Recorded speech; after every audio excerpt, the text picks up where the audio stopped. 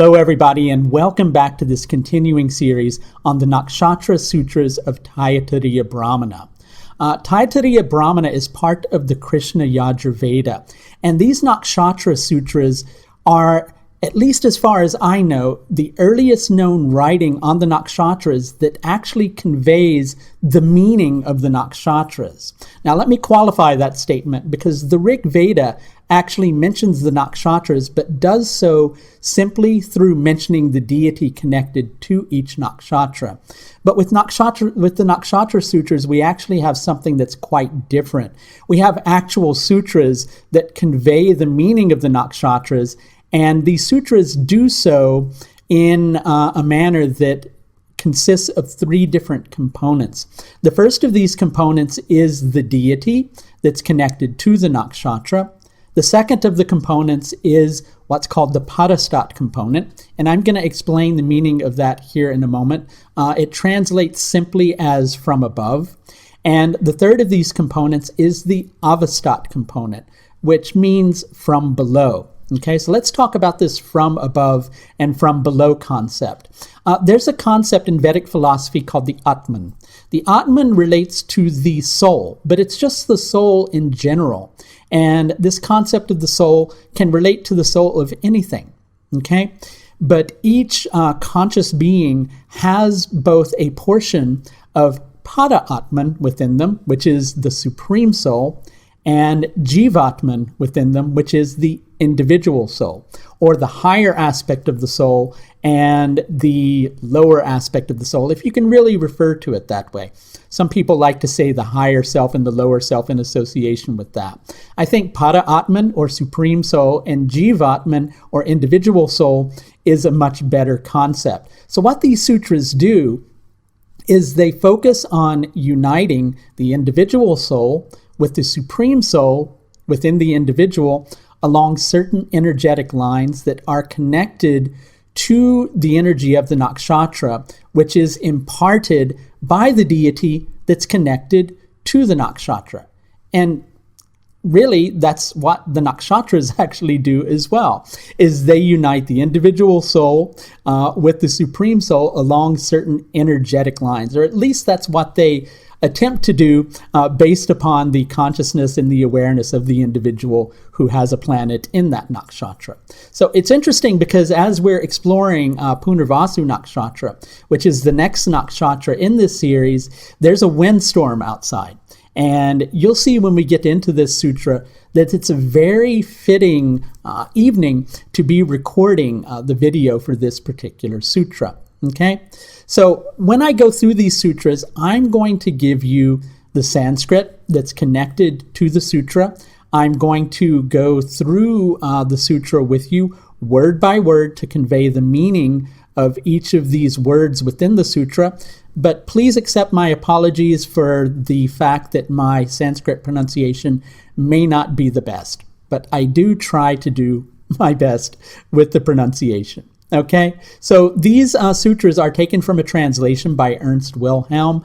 This is available on his site for free if you want to read over these sutras. I'll place the link.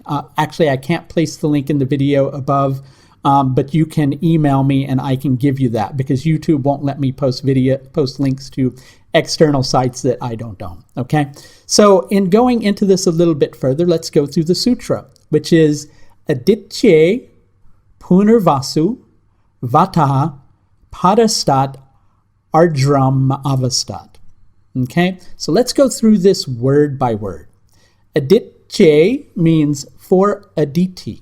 Okay, so Aditi is the aspect of the boundless mother of creation, that which is undivided, but yet gives birth to everything.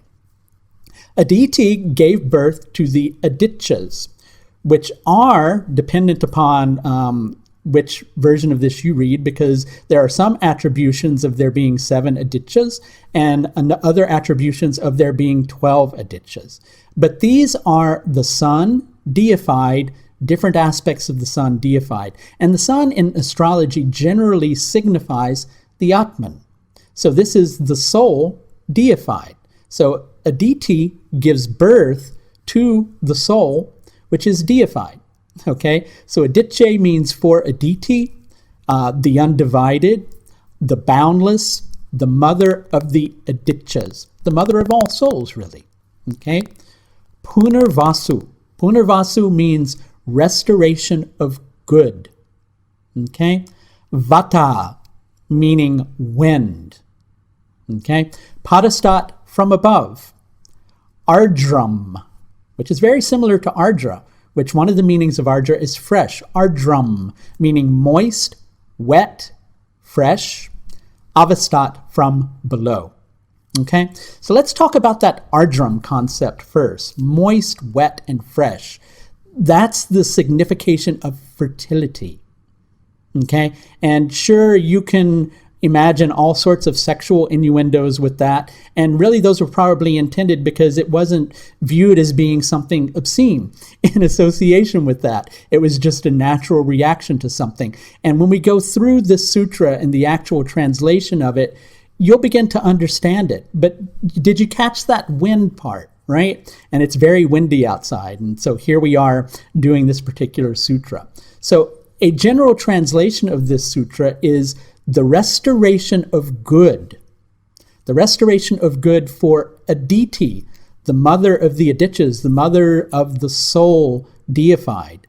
So the restoration of good for Aditi is wind from above. So what do we associate wind with? Wind is pretty harsh. It can be very intense. We know of the concept of winds of change. Wind is generally given the association of restlessness. And it's interesting that we heard the word vataha here, which is very similar to the concept of the dosha vata, right? Which is contained in Ayurveda, which is about movement and also can generally have, rather restless associations with it, right? So the wind is restlessness. It's about change. It's about transformation. Sometimes it's about challenges.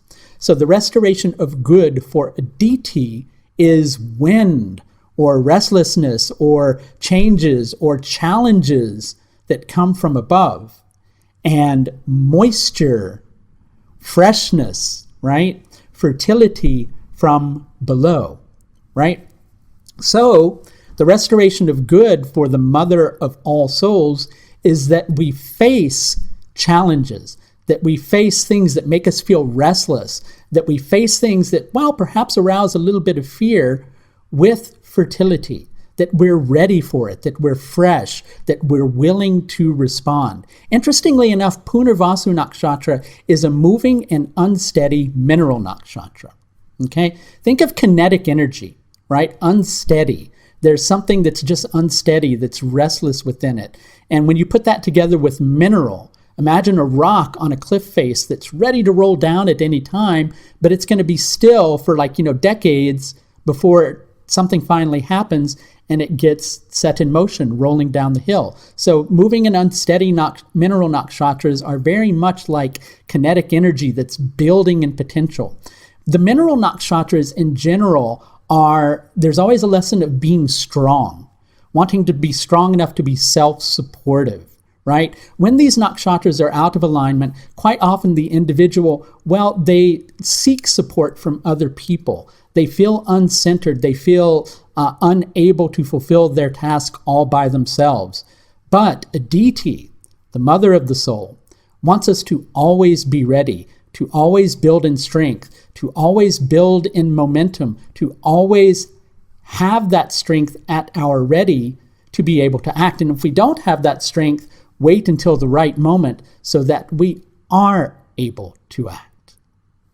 So that's going to do it for this look at Punarvasū nakshatra. If you found value in this particular video, I want to mention to you that I am offering a course on techniques with which to work with the nakshatras. And if you register either for a trimester or in full for my Predictive and Therapeutic Nakshatra Techniques course, you will get the Esoteric and Therapeutic Nakshatra Secrets course absolutely free of charge. You can do that at the link that you'll see above. And while you're there, why not check out my astrological services page as well? Thanks a lot for watching and take care. Bye now.